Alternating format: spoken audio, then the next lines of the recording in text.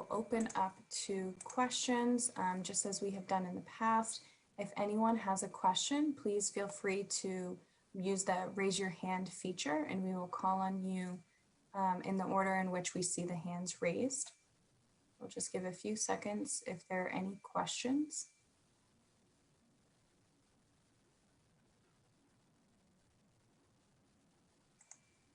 All right, we'll start with Brian Crandall.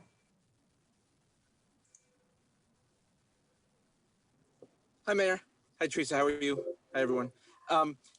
Is this possible because you've been told or been allotted a lot more vaccine by the Department of Health, or is it just because you're progressing down the line? And what have you been told by the Department of Health as to how long these high density communities are going to get more vaccine? That's a great question, Brian. So at this point, we have not received, any commitment of a higher allocation of vaccines from the state. However, it is really crucial because by expanding the number of eligible, it's going to increase the number of people from these communities that are getting vaccinated. So what we've seen happening is that if you have a similarly sized pool in non-HDC and HDC communities, the non-HDC communities, they're registering at higher levels. And so what we want to do is increase the pool of HDC communities, and just the sheer higher number, we believe is going to drive up the numbers of people getting vaccinated in HDC zones. That's one. And the second reason, why is that justified?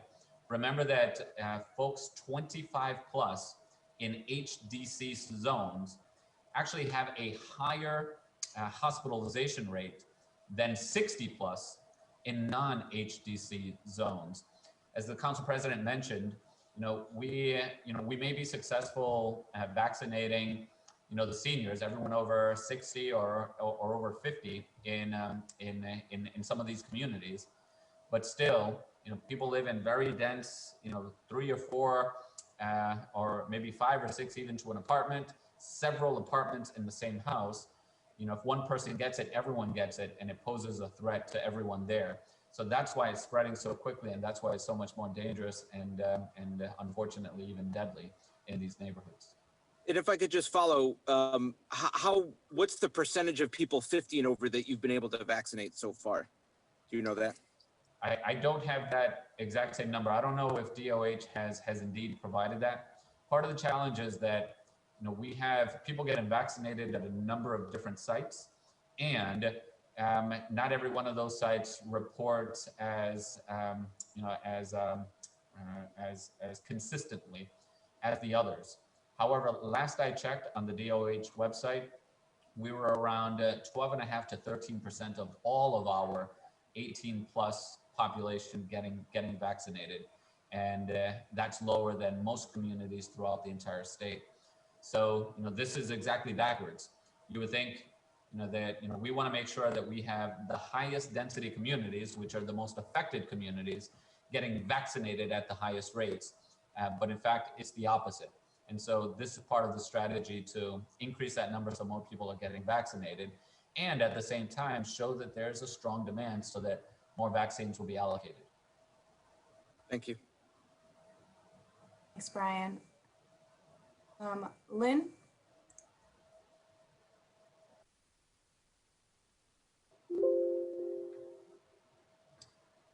We can't hear you, Lynn. Okay, can you hear me now? We can hear you, yes. Great. Are you concerned at all about what will happen when all residents around the state are able to get vaccinated or able to register for vaccines in a couple of weeks at middle of next month? Are you concerned that the competition for the actual spots for registration is going to push out people in the high density zones? So the, we are told, even though the state doesn't have exact numbers, we are told that the vaccine supply should continue to increase throughout the state. And so, we're very excited and enthusiastic about that. More vaccines solves the problem entirely. With that said, it's going to continue to ramp up. It's not going to come up. It's not going to increase dramatically from 1 week to the next. It's going to be a gradual increase. And so in the interim, when people do call to make an appointment, or when people go online to register for an appointment, yes, there is going to be this logjam. And not everyone is going to be able to get through right away. Not everyone is going to be able to get through all of the time. So we ask for everyone's patience. We ask for everyone's understanding. A lot of people are going to be trying to register for the exact same thing at the same time. And folks who, perhaps in the past were able to call and get an appointment within a week, that might not be the case right now. You might have to wait a couple of weeks. But all of this will be solved, or all of this is dependent on the number of vaccines that the state is getting. So, hopefully, the ramp up in vaccine distribution to the state will indeed increase as it's been committed by the federal government, and that will help alleviate many of our challenges, if not solve them, and it'll help us as we transition to more and more people being eligible. So, President or Pastor, do you want to chime in on that? Okay.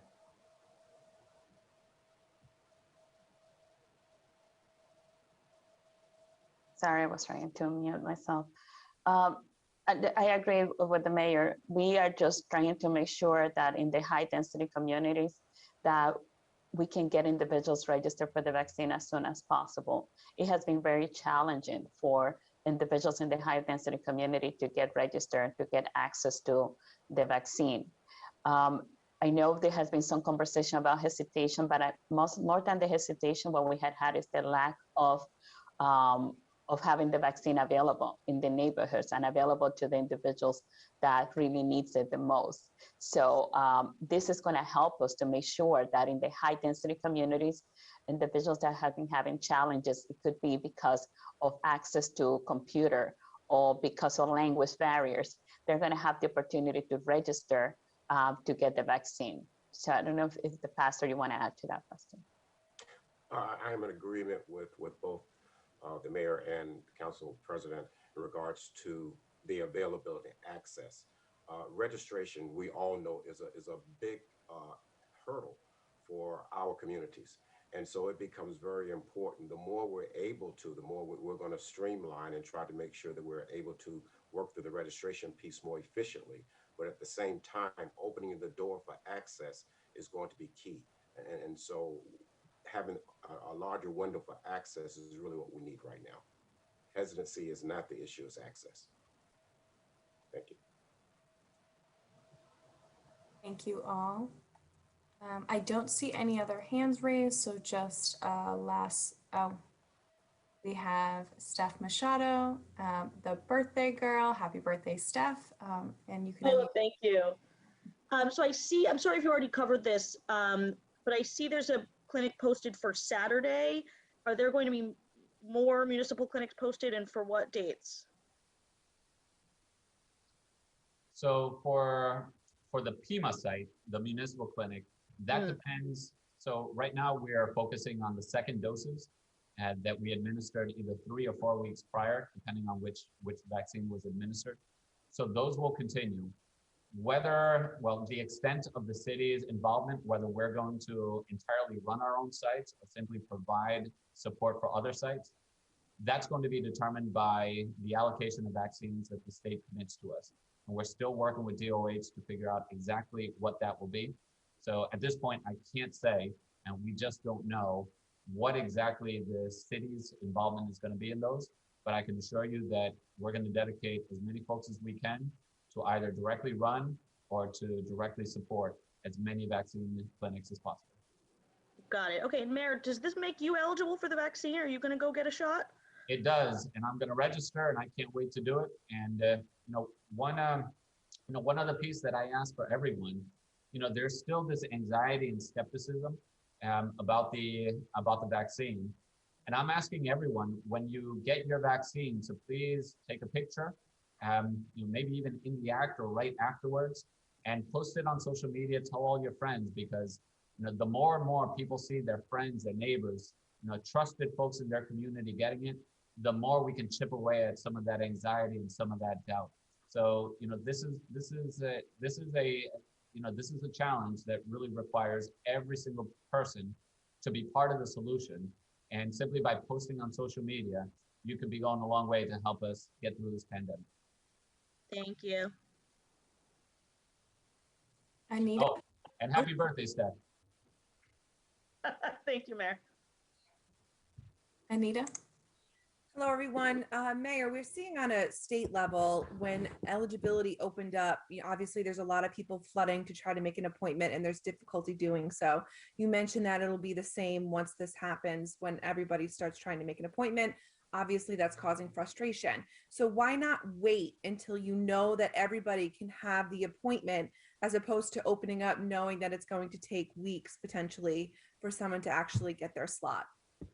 So that's a good question, Anita. And we've talked through all of these issues, and there is no way actually that you can, expand eligibility only when you know everyone is going to be able to get through. You just can't do it. We don't know exactly how large the group is. We don't know what percentage that group is going to be making appointments. And so by definition, you have to expand the group much larger than the number of vaccines that you have available. And so it's this balance that we go through. And all the while, remember that the supply of vaccines to the state continues to increase. One of the challenges that not just Providence, but many communities have run into is that they've registered many people, many of their own residents for these vaccines. But then on the day of the clinic, many of the folks either are not showing up or they've canceled their appointments because they've already gotten vaccinated at another site. And so there's no perfect way to do it. Anytime that you expand, you're going to be expanding much greater than the vaccines that are available. But another reason why we wanted to do this, and we felt it was important to do it, is because we see the lower numbers of people getting vaccinated in HTC communities. And we want to expand the pool specifically there so that they will go ahead and get vaccinated. And that has two benefits. Remember that in these HTC communities, the hospitalization rate for folks 25 and over is higher than the hospitalization rate for 60 and over in non-HTC sites. So it helps the people directly, but also it helps the most vulnerable residents in those communities, because if one of your family members or a house member is vaccinated, it makes it much less likely that they're going to get sick and then bring the vaccine into your home as well, thus protecting the most vulnerable residents within those neighborhoods. So for all of those reasons, it makes sense to expand it and expand it as quickly as possible.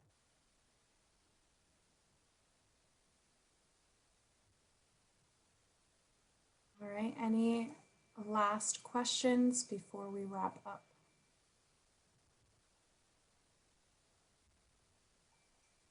I don't see any hands raised, so I think we're all set. Thank you very much. Mayor, not sure if you have any closing remarks. No, I just want to say thank you to Council President Matos and all of our colleagues on the City Council. They've been big champions of this, encouraging people to get vaccinated and constantly communicating out the latest. And also, Pastor Jenkins, thank you so much for what you're doing. We're constantly looking for partners out there in the community that can run their own clinics, places where people are already familiar, they know where to go, and they have trusting relationships already established. We're looking for other organizations that want to run their own clinics. Please let us know. We'll get you connected right away and provide the resources so that you can run the clinic to your constituents to be part of the solution. So, President and Pastor, any parting words? I just want to also thank Councilman Espina, who joined us here today, who has been advocating heavily to make sure that we can increase the vaccination in the South Providence. So thank you, Councilman Espina, for joining us also. Very welcome. Thank you. Thank you, Mayor. Thank you, Pastor, Council President, everyone on this call. Thank you. And Mayor, just so you're aware, there are churches and community centers that are also great areas that are doing the vaccination. And so we are, as faith leaders, looking to expand that in agreement to run a parallel path to reduce this as well. So thank you for your support, Mayor. Thank you for your support, Council President.